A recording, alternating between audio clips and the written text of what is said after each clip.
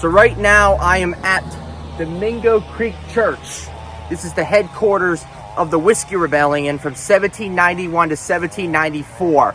And right behind me up on the hill up there is where many of the Whiskey Rebels are buried. This spot is where the first major, let's just say, resistance to the federal government occurred from 1791 to 1794, approximately 231 years ago this year, especially in July 1794, when the Whiskey Rebellion hit the head and the volcano erupted, essentially. Now, 230 years ago this week and last week, President George Washington gave a blanket pardon to many of the Whiskey Rebels here in this area. But what's really interesting, though, is before the Confederacy, before any sort of rebellion or resistance in United States history, this is the most prominent and the most forgotten, the most unknown. Many people in the United States have no idea what the Whiskey Rebellion even is, who the people are, what happened, what was it about. And right here, this spot is in Washington County, Pennsylvania, in a small place called Mingo Creek. This is where Ulster Scottish, and people from Scottish descent and people from Northern Ireland, this is where they convened to discuss what they would do to resist the encroachments and the infringements of the federal government.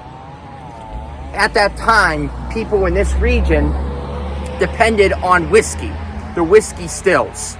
And up in these mountains here, up in this rural region, they depended on the whiskey stills to make whiskey, just like the olden country, just like Scotland and Northern Ireland, like their Ulster Scot Celtic roots.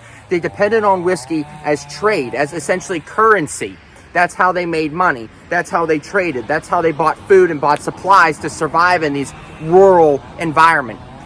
Now, the thing is that the federal government was taxing whiskey to pay for the debts of the American Revolution. Does that sound familiar? The same exact thing that the British Crown did, the British government did, before the American Revolution to pay for the French and Indian War. Now, these people up here, they believed that their rights and their freedoms were being infringed upon by the federal government, which, in my opinion, they were. And they didn't sit down and allow this injustice to roam freely. They gathered their arms. They came together right here in this area at the Mingo Creek Meeting House and discussed what they would do. And they stood toe to toe, essentially, figuratively, against the United States federal government.